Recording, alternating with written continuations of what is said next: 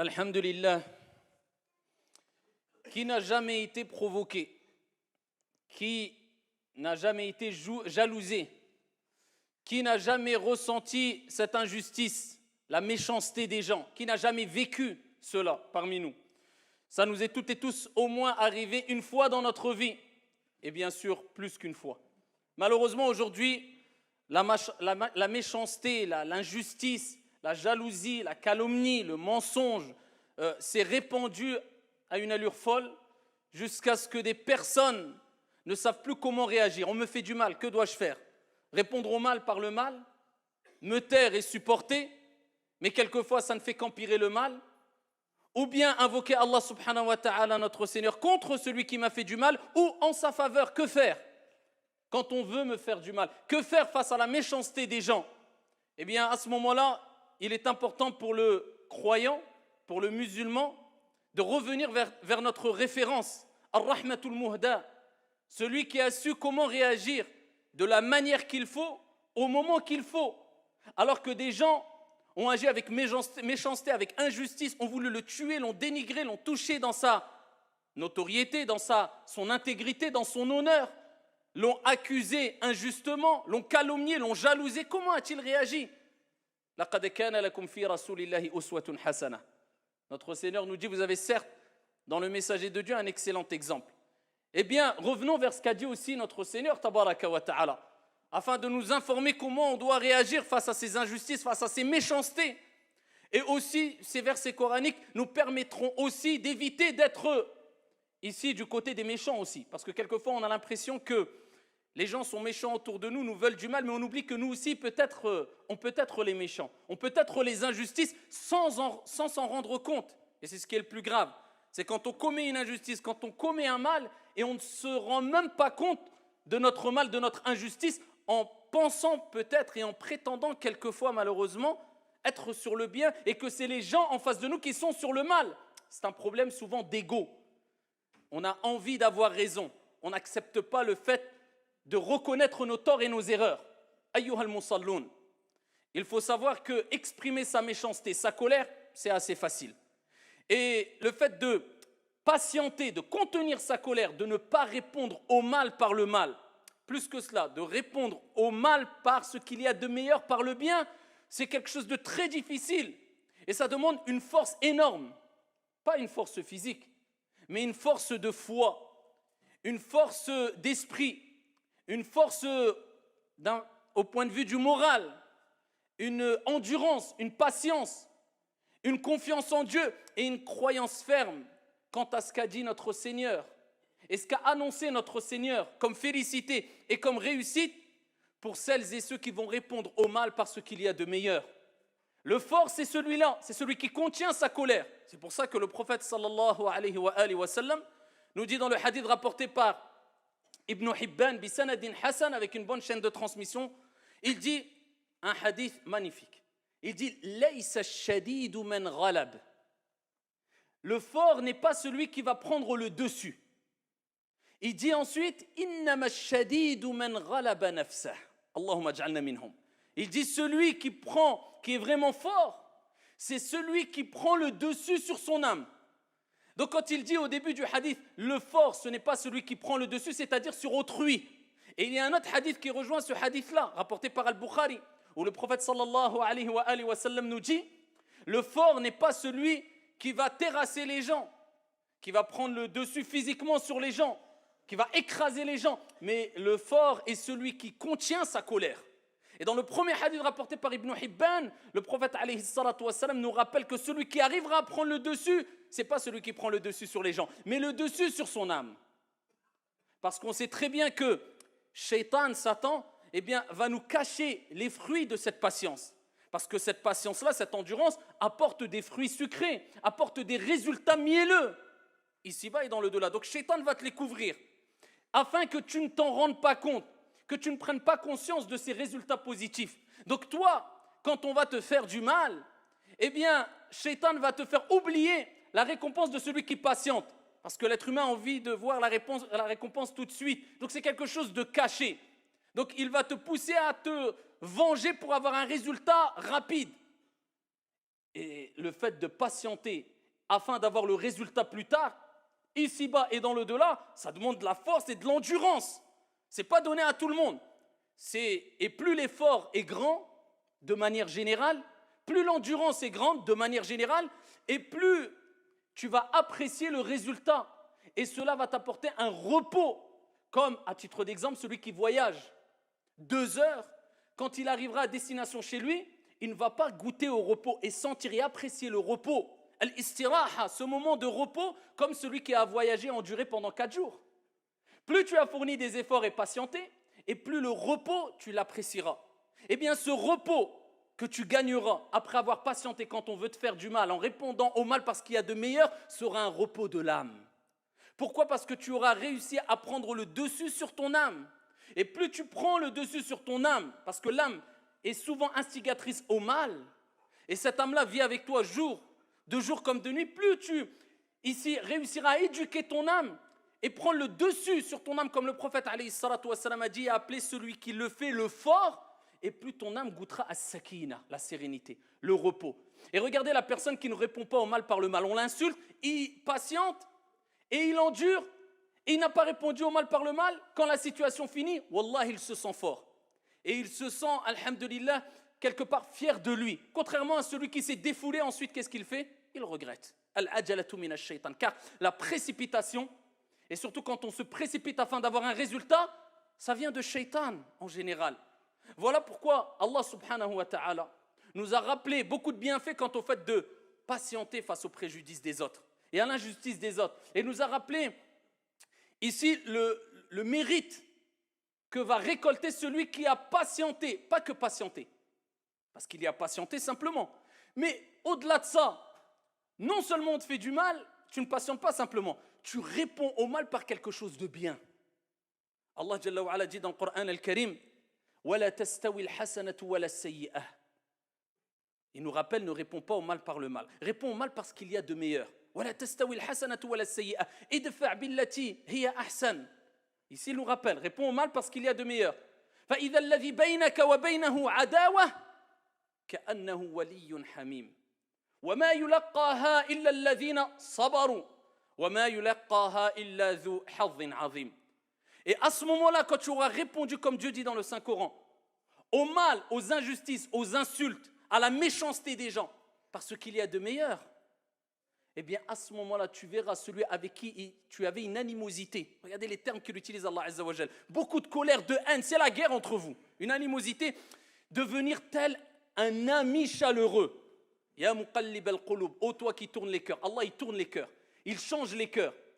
Pourquoi ? Parce que tu as fait l'effort. Parce que tu as fait le premier pas, parce que tu n'as pas répondu au mal par le mal. La personne en face de toi qui te fait du mal, au fond de lui, il sait qu'il fait du mal.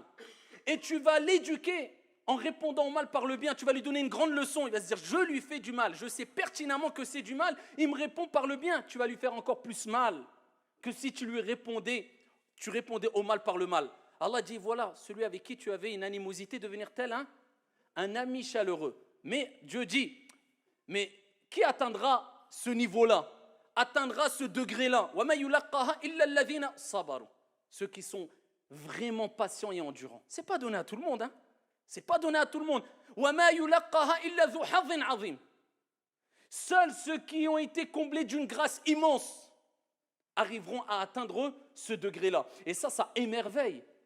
C'est pour cela que quand on lit des hadiths du prophète sallallahu alayhi wa sallam, quand il répondait au mal par le bien, on est émerveillé. Et on se rappelle que le prophète était ar-rahmatul muhda et que Dieu l'a envoyé en tant que miséricorde, comme miséricorde pour l'ensemble des mondes. À titre d'exemple, un hadith connu par toutes et tous, rapporté par l'imam al-Bukhari. Vous croyez que ça, ce n'est pas l'application de ce que je dis précédemment ? Le prophète sallallahu alayhi wa sallam, lorsqu'il était en voyage et il s'est assoupi sous un arbre et il a accroché son épée sur l'arbre, et qu'il y a une personne qui lui voulait du mal, s'est approchée de lui, lorsque cette personne qui lui voulait du mal s'est approchée de lui, et qu'il a saisi cette épée et l'a brandie face au prophète sallallahu alayhi wa sallam, et que le prophète alayhi salatu wa sallam s'est réveillé brusquement, cet homme-là a dit au prophète alayhi salatu wa sallam, et qui te sauvera maintenant ? Ça, il voulait le tuer, en finir avec lui. Il n'aimait pas, il détestait le prophète alayhi salatu wassalam. En face du prophète, il y avait al-maut, la mort. Qui te sauvera maintenant? Le prophète alayhi salatu wassalam, c'est un prophète qui reçoit des miracles, c'est un envoyé qui a un degré de certitude qu'aucun d'entre nous, même réunis, ne pourrait avoir. Il dit Allah, mon Seigneur, Dieu. L'épée est tombée, le prophète a saisi l'épée et l'a pointée vers lui et lui a dit, et qui te sauvera maintenant? Il dit, ô messager, ô Mohammed. Il n'était pas croyant. Il ne croyait pas en Dieu et au prophète Mohammed alayhi salatu wassalam. Il dit, ô Mohammed, sois meilleur preneur. Le prophète alayhi salatu wassalam discute avec lui, lui dit une condition. Est-ce que tu attestes qu'il n'y a de Dieu qu'un Dieu unique et que je suis l'envoyé de Dieu? Il dit non.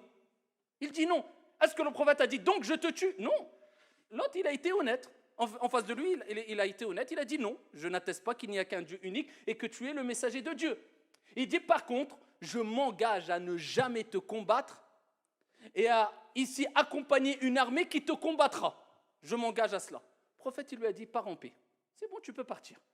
Il est parti alors qu'il voulait tuer le prophète Mohammed alayhi salatu wassalam, avec cette leçon qui est cet homme a répondu au mal, à la mort, par le bien en me laissant libre vers son peuple et il dit Ji'tukum min indi khayrin nas, Mohammed ibn Abdillah alayhi salatu wassalam. Il va voir les gens de son peuple et dit je viens de chez la meilleure des personnes, le meilleur des gens alayhi salatu wassalam. Dans un autre hadith rapporté par l'imam Ahmad, bisanadin Hassan, Abu Bakr as-Siddiq radiyallahu anhu wa arda. Et là, regardez les fruits de celui qui répond au mal par le bien. Ce n'est pas donné à tout le monde, mais les fruits sont mielleux, les fruits sont sucrés. Et tu les récolteras, incha'Allah, et tu goûteras au repos et à l'apaisement de l'âme. Ce n'est pas donné à tout le monde. Mais en prenant conscience de ces hadiths-là, de ces versets, de ces paroles divines et prophétiques, cela va te motiver, te pousser à le faire. Abu Bakr était en présence du prophète alayhi salatu wassalam. Et en face d'Abu Bakr, il y avait des gens qui insultaient Abu Bakr as-Siddiq radiyallahu anhu warda. Ils l'insultaient. Le prophète ne cessait de sourire. Plus les gens l'insultaient et plus Abu Bakr patientait et plus le prophète ne cessait de sourire et continuait à sourire et à montrer sa joie. Abu Bakr n'a pas supporté à un moment et a répondu à certaines insultes. Le prophète alayhi salatu wassalam s'est mis en colère, s'est levé et est parti. Abu Bakr est parti vers le prophète. Il dit Ya Rasulallah, tu étais auprès de moi, tu souriais. Quand je me suis défendu à un moment, j'étais à bout, je me suis défendu, tu t'es levé et tu es parti. Il dit car quand tu ne répondais pas, lorsque tu patientais, lorsque tu endurais face à ces insultes, il y avait un ange qui était présent et qui ne cessait de leur répondre et cela me réjouissait. Et lorsque tu leur as répondu, Shaitan, Satan a pris place et il ne me convient pas d'être présent assis avec le diable. Et il dit Ya Aba Bakr, il lui donne une recommandation en or. Il dit Ya Aba Bakr, il n'y a aucune personne qui ne patiente face à une injustice sans que Dieu lui-même, subhanahu wa ta'ala, ne venge cette personne de cette injustice. Ne t'inquiète pas, on te fait une injustice, tu patientes, tu endures, Dieu te vengera de cette injustice. Entre toi et cette injuste, et cette personne mauvaise, et cette personne méchante, eh bien, il y aura Dieu qui va s'interposer. Ça, c'est les recommandations du prophète, alayhi salatu wassalam. Et pour continuer à nous pousser à répondre au mal parce qu'il y a de meilleurs, continuez à méditer quant à la vie du prophète, alayhi salatu wassalam, et à ce que nous a donné comme héritage le prophète, alayhi salatu wassalam. Ces paroles, le prophète, sallallahu alayhi wa sallam, fi sahih, nous dit المؤمن الذي يخالط الناس ويصبر على أذاهم خير من المؤمن الذي لا يخالط الناس ولا يصبر على أذاهم. Le prophète le dit clairement, le croyant qui se mélange aux gens, regardez encore le côté sociable, la sociabilité avec laquelle doit vivre le croyant qui se mélange aux gens, الناس, est patiente quant à leurs préjudices, est patiente. Parce qu'il y a des gens, quelquefois, qui disent « Moi, je préfère m'isoler, je ne vois personne, les gens sont méchants, comme si lui était parfait. » Al-kamalu lillah. Peut-être c'est toi qui es mauvais, peut-être c'est toi qui manques de sociabilité, peut-être que... Et de toute manière, tu ne feras pas partie des meilleures personnes. Soit, quelquefois, il est meilleur de s'isoler. Et le prophète le faisait quelquefois. Mais ce n'est pas de s'isoler à tel point où on se coupe complètement de toute société et on s'éloigne de toute personne prétendant qu'eux sont mauvais, nous on est bons. Le prophète dit « Les croyants qui se mélangent aux gens et qui patientent quant à leur préjudice, ou face à leurs préjudices et leurs méfaits, est meilleur que le croyant qui ne se mélange pas aux gens et qui ne patiente pas face aux préjudices des autres. » Et Allah tabaraka wa ta'ala, notre Seigneur, il nous rappelle que ceux qui patientent, ceux qui endurent, quand ils sont particulièrement en colère et qui refoulent leur colère, eh bien, ont atteint le degré le plus haut en islam. Al-ihsan. Car il y a al-islam, al-iman, al-ihsan. La bienfaisance, tu t'approches de la perfection, c'est le degré le plus haut. Eh bien, Allah Jalla wa Ala dit dans le Coran, وَالْكَاظِمِينَ الْغَيْظِ وَالْعَافِينَ عَنِ النَّاسِ وَاللَّهُ يُحِبُّ الْمُحْسِنِينَ اللهم اجعلنا منهم. Il dit, et ceux qui refoulent leur colère, leur rage, tu es en colère, il contient sa colère, il la refoule. وَالْكَاظِمِينَ الْغَيْظِ وَالْعَافِينَ عَنِ النَّاسِ.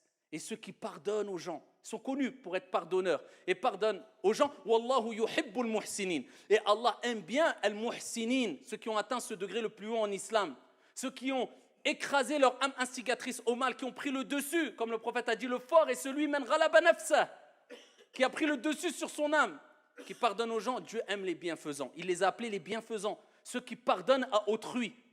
Et parmi les choses à retenir aussi pour éviter de répondre au mal par le bien, pour éviter de répondre au mal par le mal, eh bien, il est important d'éviter de rentrer dans des sujets, dans des domaines, dans des polémiques qui te pousseront à être en colère et peut-être tu vas ne pas réussir à contenir ta colère et rater l'épreuve. C'est pour cela qu'une recommandation que nous a donnée le prophète alayhi salatu wassalam, qui doit être prise en considération de jour comme de nuit par toutes et tous, c'est le hadith rapporté par Abu Daoud, bisanadin sahih, où le prophète sallallahu alayhi wa sallam nous dit, et c'est comme si il nous rappelait, mieux vaut prévenir que guérir. Parce que quand on est dans le feu de l'action, c'est autre chose. Mais avant d'arriver là, tu peux éviter cela. Les conflits, les querelles, les disputes. Il dit, celui qui délaisse la polémique. Celui qui délaisse la polémique. Toute forme de polémique stérile. Quelqu'un te dit c'est blanc, toi tu as le droit d'argumenter en disant non, c'est noir parce que. Il continue, non c'est blanc, arrête-toi, khlas. Mon but c'est de dire voilà ce que je pense et tu as le droit et tu dois le dire, avoir cet esprit critique et avoir ton avis.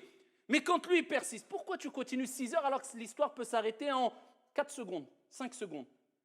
Il t'a dit ça, il a argumenté. Tu as dit, tu as argumenté. Toi ce qui t'importe, ce n'est pas d'avoir raison, c'est de chercher qui a raison. Ça c'est deux choses complètement différentes. Mais pour chercher à savoir qui a raison et ne pas vouloir avoir raison, il faut avoir atteint un degré où tu as quand même pris le dessus sur ton âme. Parce qu'on est face à notre ego et ce qui nous pousse souvent à vouloir avoir raison malheureusement. Même quand on sait au fond de nous qu'on a tort. Donc ici le prophète dit celui qui délaisse la polémique, même s'il a raison. Pour nous motiver, nous récompenser à travers notre effort. Même si tu as raison. Il dit je lui promets, je lui garantis une maison à la périphérie du paradis. Même si tu as raison, hein, tu délaisses pour satisfaire ton Seigneur tabaraka wa ta'ala. Et il dit, dans le même hadith, continuons le hadith, il dit, et celui qui délaisse le mensonge, même pour rire, je lui promets une demeure au milieu du paradis.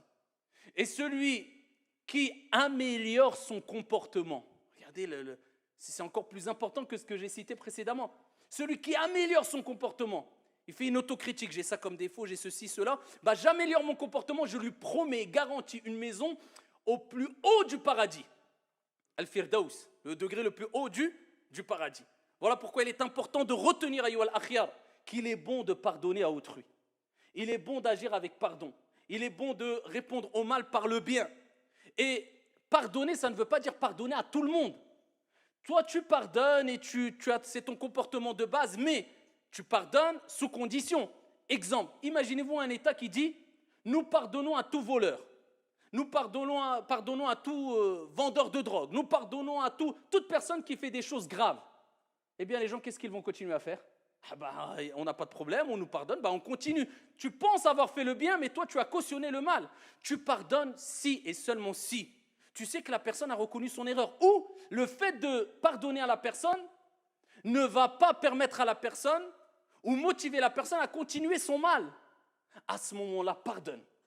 Si tu sais que ça ne va pas provoquer des conséquences néfastes, pardonne. Et ça, c'est le comportement que doit avoir le croyant. Alors, on peut citer des degrés. Rapidement, il y a 4 degrés que les savants ont exposés. Le premier degré, c'est répondre au mal par le mal. Ça met l'autre côté. Le deuxième degré, c'est quand on te fait du mal, tu ne réponds pas au mal par le mal, mais tu demandes réparation. Alors là, on t'a volé, tu dis je veux récupérer ce que j'ai volé. On t'a porté préjudice, tu vas te plaindre pour réclamer justice en face de la justice, etc. C'est le deuxième degré, c'est ton droit. Troisième degré, tu pardonnes et tu ne demandes même pas réparation. Ça, c'est le troisième degré, ce n'est pas donné à tout le monde. Tu sais que la personne a reconnu, tu lui dis écoute, je te pardonne et réparation, j'en ne veux même pas de la réparation, c'est bon, je te pardonne. Ça, c'est un degré au-dessus. Et le dernier degré, le degré le plus haut, c'est non seulement tu pardonnes, tu ne demandes pas réparation, mais tu invoques en sa faveur. Que Dieu le guide, que Dieu lui accorde, pour que Dieu lui permette de ne pas retomber dans le mal dans lequel il était. Ça, c'est le degré le plus haut. Et quand on dit de pardonner, c'est tout simplement pour recevoir le pardon de Dieu. Car le prophète alayhi salatu wassalam nous dit « Man la yaghfir, la yughfar lahu » Celui qui ne pardonne pas, on ne lui pardonnera pas. Et notre Seigneur dit dans le Saint-Coran « Wal ya'fu wal yasfahu » qu'ils pardonnent et qu'ils excusent. N'aimez-vous pas que votre Seigneur vous pardonne? Et on sait toutes et tous que sans la miséricorde divine, nous sommes perdus et que la miséricorde de Dieu dépasse sa colère. Et nous espérons tous le pardon de Dieu.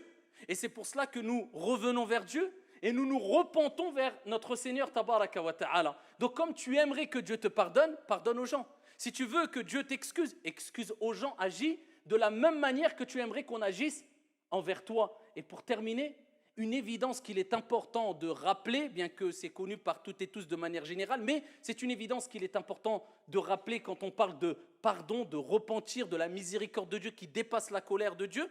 Dieu ne pardonne pas tous les péchés. Dieu pardonne tous les péchés si on remplit les conditions pour que Dieu nous pardonne tous les péchés. Et si on provoque ce pardon et cette miséricorde divine, si on réunit tous les textes, Dieu ne nous a pas dit « faites ce que vous voulez, je vous pardonne ». Mais il nous invite au repentir et à demander pardon à Dieu. Et quand on lit les textes qui nous disent « si tu fais ta prière et d'une prière à une prière, tes péchés seront pardonnés », d'un vendredi à un vendredi, les péchés sont pardonnés, d'un ramadan à un ramadan, les péchés sont pardonnés, si tu fais telle évocation, tes péchés sont pardonnés, ça c'est les petits péchés. Ces petits péchés ne demandent pas un repentir, mais demandent la demande de pardon. Et revenir vers Dieu avec des actions, des œuvres salutaires. Et les petits péchés, on en fait toutes et tous, des dizaines, centaines, milliers. Tout être humain, nous sommes faibles. Une mauvaise parole qui glisse, etc. Mais quand on parle des grands péchés, à l'unanimité des savants, les grands péchés connus, comme le vol, comme la jalousie, comme le meurtre, comme l'adultère, relation hors mariage, tout cela demande un repentir. Et le repentir a des conditions, sinon ça serait trop facile. La personne dirait je fais ce que je veux, je fais des grands péchés, je vends de la drogue, je vole, je tue. Pas grave, je fais ma prière, Dieu me pardonnera. Et ça n'a rien à voir avec la bonne compréhension de l'islam, bien sûr, et cela est connu par toutes et tous. Un grand péché demande un repentir, et les conditions du repentir, c'est quoi? Al-ikhlas, la sincérité. Première condition, je ne le fais pas pour que les gens disent « Wa, masha'Allah, al-akh, urti, akhi ». Tu es musulman maintenant, parce que c'est quelquefois un effet de mode aujourd'hui. Comportement ne suit pas du tout l'apparence, illa man rahimallah. Sincère pour Dieu, pas pour un effet de mode. Deuxième des choses, je regrette ce que j'ai fait. Troisième des choses, j'ai la ferme résolution de ne plus recommencer. Et quatrième des choses, je délaisse le péché dans lequel je suis. Les grands péchés demandent un repentir avec ces conditions-là. Si tu as réuni ces conditions-là, à ce moment-là, on espère que Dieu, le miséricordieux par excellence, te pardonnera car sa miséricorde dépasse sa colère.